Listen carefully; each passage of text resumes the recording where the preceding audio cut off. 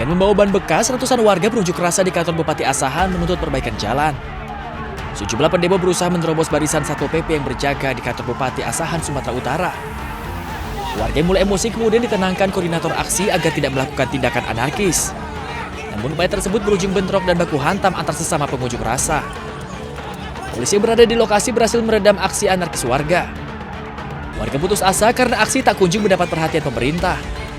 Bupati Asahan Taufik Zainal Siregar menemui pengunjuk rasa mengatakan pemerintah sudah memasukkan jalan menjadi prioritas pembangunan untuk segera dilakukan perbaikan. Masa akhir membubarkan diri dan mengancam akan menggelar aksi yang lebih besar jika tuntutan mereka tidak dipenuhi. Dari Asahan, Sumatera Utara, Ulil Amri, A-News melaporkan.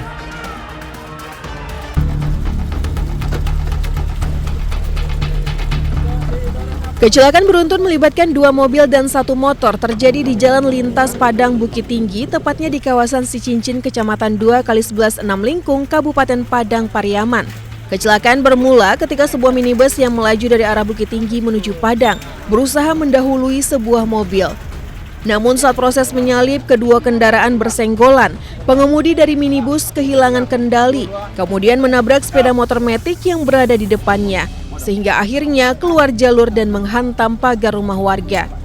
Akibat benturan keras tersebut mengakibatkan pengemudi minibus Roni Patinasarani meninggal dunia di lokasi kejadian akibat mengalami luka berat di bagian kepala.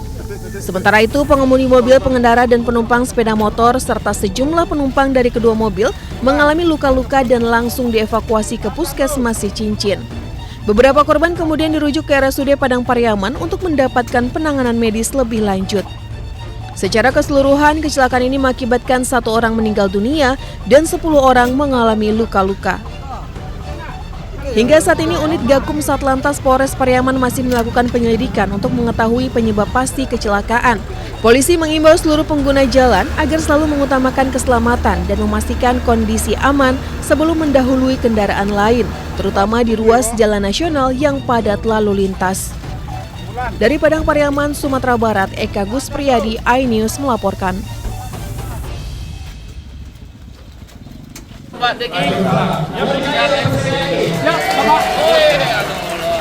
Oleh Penasehat Khusus Presiden RI Bidang Ketenagakerjaan dan Kesejahteraan Buruh, Said Iqbal menemui sejumlah buruh di kawasan Marunda Cilincing, Jakarta Utara.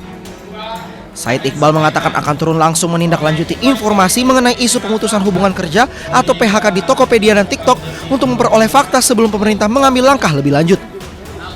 Menurut Said Iqbal, sektor ekonomi digital memiliki karakteristik yang berbeda dengan industri manufaktur sehingga setiap persoalan ketenagakerjaan harus dilihat secara komprehensif. Tapi kalau masalahnya adalah karena situasi pasar di mana mereka kan istilahnya money burn, membakar uang. Kalau itu kemudian membuat mereka merugi, tentu kita akan diskusi hak-hak buruhnya. Tidak boleh dilanggar. Demikian.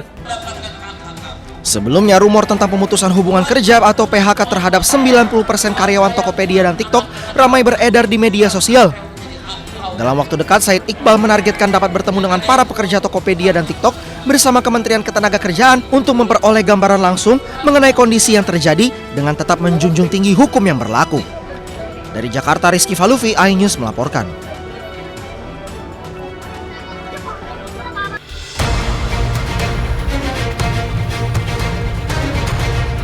Bak kotak Pandora yang terbuka, tersangka korupsi MBG bertambah lagi. Kejaksaan Agung kali ini menetapkan Lalu Muhammad Iwan sebagai tersangka ke-7 dalam pusaran korupsi MBG. Kejagung menyebut Sekretaris Deputi Bidang Promosi dan Kerjasama Badan Gizi Nasional ini terlibat korupsi penjualan ompreng atau food tray. Modusnya, perwira polisi aktif berpangkat Brigadir Jenderal itu mencari calon mitra untuk mendirikan dapur MBG. Syaratnya, mereka wajib membeli ompreng kepada perusahaan PT SGI. Belakangan terungkap PT SGI ternyata perusahaan yang sengaja ia dirikan. Jadi perannya adalah pada tahun 2025, saudara LM ini meminta saksi YCS dan RD mendirikan suatu perusahaan ya, dengan tujuan sarana untuk melakukan penjualan alat berupa food tray kepada calon mitra SPBG dengan harga yang sudah ditentukan oleh tersangka LMI ya. Walaupun sudah menetapkan 7 orang tersangka, Ketua Masyarakat Anti Korupsi Boyamin Saiman menyebut jumlah tersangka korupsi MBG kemungkinan akan bertambah. Boyamin juga mendesak Kejagung tidak hanya menetapkan tersangka, tetapi juga harus bisa mengembalikan kerugian uang negara.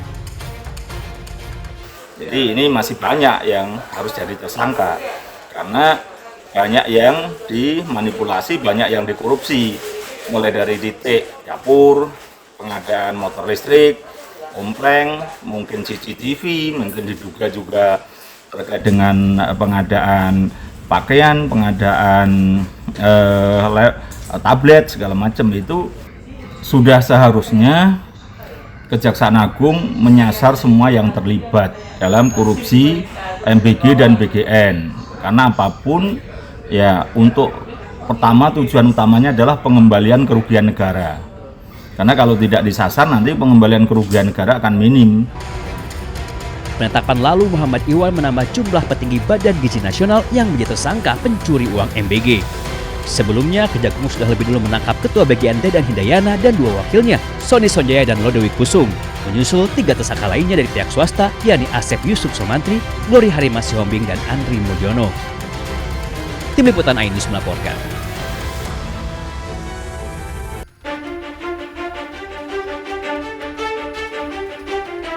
Setelah Kejagung menetapkan polisi aktif berpangkat Brigadir Jenderal lalu Muhammad Iwan sebagai tersangka korupsi MBG, Korps Adiaksa menyebut ada dugaan keterlibatan oknum anggota TNI aktif dalam pusaran korupsi MBG. Kejagung menyebut oknum TNI berpangkat kolonel itu berinisial BU. Di dalam tubuh Badan Gizi Nasional, BU memiliki jabatan ganda, yakni sebagai Sekretaris Deputi Bidang Penyediaan dan Penyaluran dan Pejabat Pembuat Komitmen atau PPK. Sebagai petinggi di Badan Gizi Nasional, BU diduga ikut kong kali kong mengatur penggelembungan harga barang dan jasa, termasuk pengadaan sepeda motor listrik yang jumlahnya mencapai 21.801 unit. Walaupun sudah menemukan keterlibatan oknum TNI, namun Kejagung tidak bisa serta-merta memproses BU karena masih berstatus TNI aktif. Penanganan terhadap oknum tersebut, yaitu saudara BU, itu dilaksanakan secara koneksitas bersama dengan penyidik pada Jaksa Agung Muda Militer. Jadi perkara itu termasuk sepeda motor ya, pengadaan sepeda motor itu karena ada keterlibatan oknum TNI aktif. Mendengar anggota diduga terlibat korupsi MBG, Mabes TNI langsung buka suara. Kapuspen TNI Brigjen Muhammad Nas menyebut terkait masalah BU akan berkoordinasi dengan Kejagung. Jika terbukti korupsi, maka BU akan ditindaklanjuti sesuai ketentuan hukum. Dalam lingkaran korupsi MBG, Kejagung telah menetapkan 7 orang tersangka, 4 orang petinggi Badan Gizi Nasional, 3 lainnya dari pihak swasta. Tim Liputan Ainus melaporkan.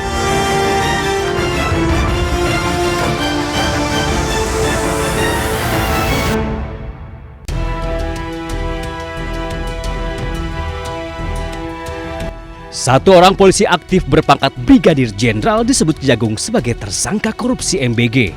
Ia adalah Brigjen Pol lalu Muhammad Iwan Mahardan. Iwan terlibat dalam proses jual beli food tray atau ompreng yang ternyata menyalahi aturan. Istana angkat suara.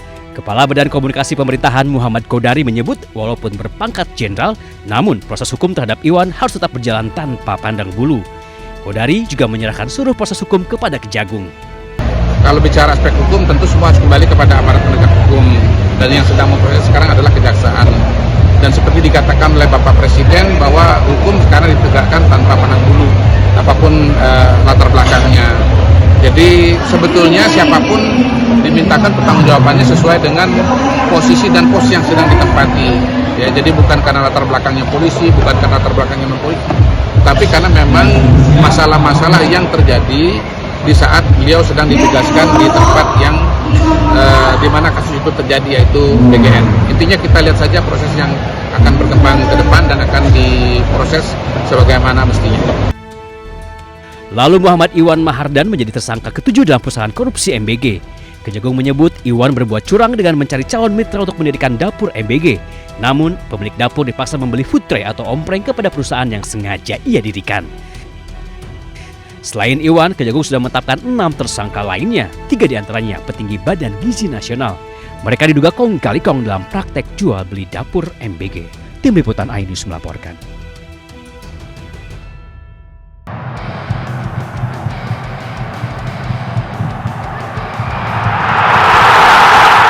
Ketua Badan Tim Nasional Sumarji mengatakan Timnas Indonesia memulai misi juara Piala AFF 2026 dengan training camp sebulan penuh di Bali mulai 5 Juli 2026. Sebanyak 55 pemain masuk daftar sementara proyeksi Piala AFF 2026.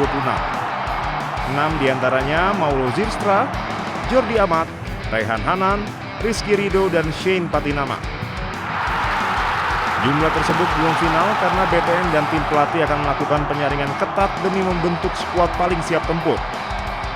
Timnas Indonesia di bawah arahan John Hartman akan berlaga di Piala AFF 2026 pada 24 Juli hingga 26 Agustus 2026.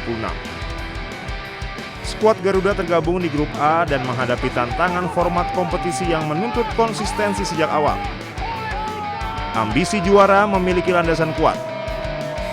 Timnas Indonesia tercatat 6 kali finish sebagai runner-up Piala AFF, jumlah terbanyak di antara peserta. Rekam jejak tersebut mendorong BTN menggenjot persiapan agar hasil akhir berubah. Proses seleksi mengedepankan kualitas dan kebutuhan taktik.